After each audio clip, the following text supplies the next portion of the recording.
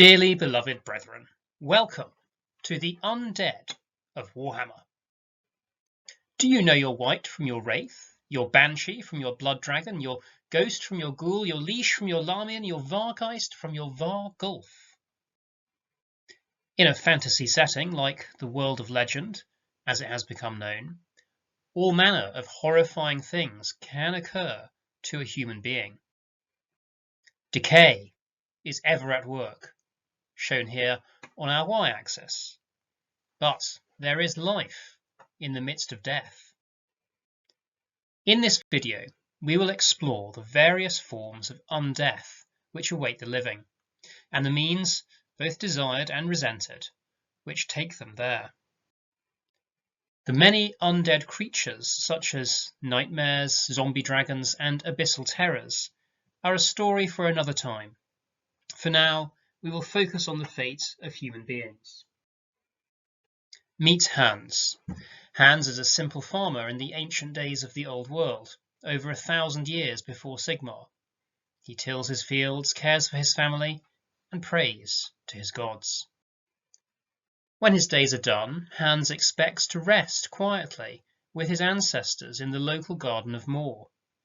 But unfortunately for Hans, life and death are not always so simple.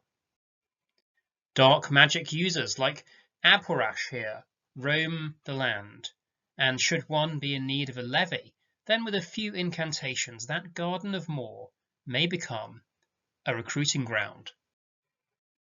If Hans is recently buried, he may be raised with the flesh still on his bones as a mindless zombie. If he has been longer interred and the flesh is gone, the curse will bring him up merely as a skeleton. If Hans's horse is raised too, he could ride as a black knight. If there are no physical remains of Hans at all, or if the dark magic user prefers the ethereal, the unfortunate may even be summoned as a ghost or spirit. Hans's ghost may then become a ghost rider atop a carrion, or he may end up as the beast of burden himself, bearing a coven throne or mortis engine. Hans's wife Helga, meanwhile, was a particularly evil woman who during her lifetime dabbled in darkness. Her spirit resisted any rest and is easily summoned by Aborash, becoming a tomb banshee. So far, we have encountered the most common species of undead. What about the higher orders? What if, in his life, Hans became a respected chieftain among his people? Maybe he was then rewarded at death with an elaborate burial mound and magical protections. His reanimated corpse could then be a white lord in Aborash's posse. If made to serve in a unit of such wights, Hans could be accounted as a grave guard.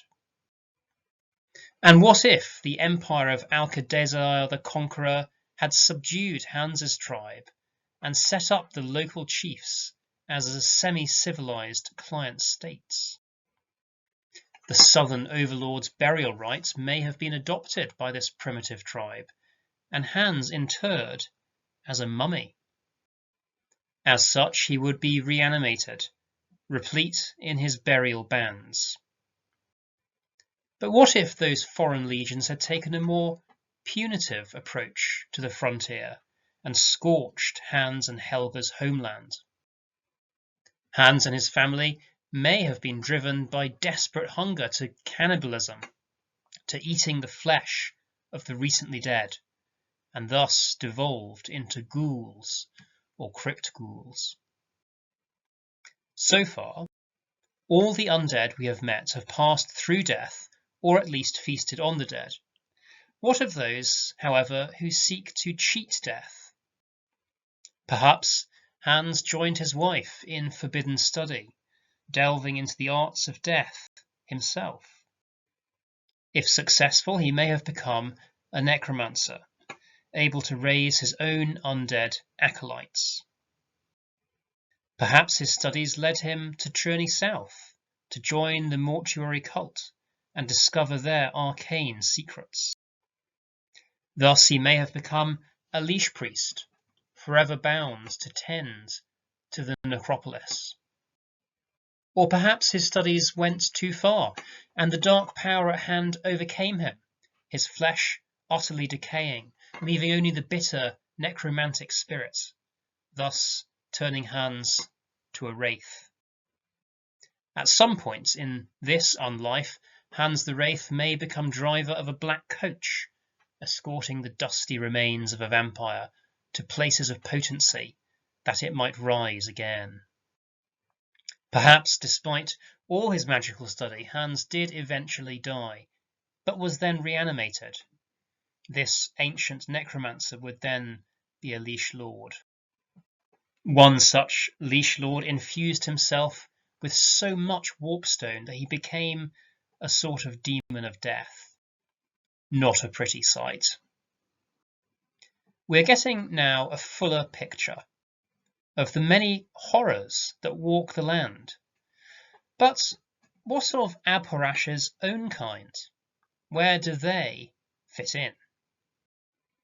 What if Abhorash had got to Hans before the poor mortal died?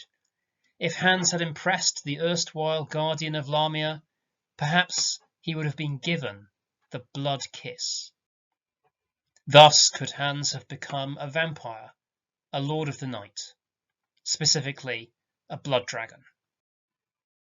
Had Abhorash's colleague Wasorian got to Hans first, he would have become a necrarch vampire. In later centuries, the Strigoi and von Carstein vampire bloodlines would also arise. Meanwhile, had Abhorash's mistress Neferata sunk her teeth into Helga, she could have awoken to undeath as a Lamian vampire.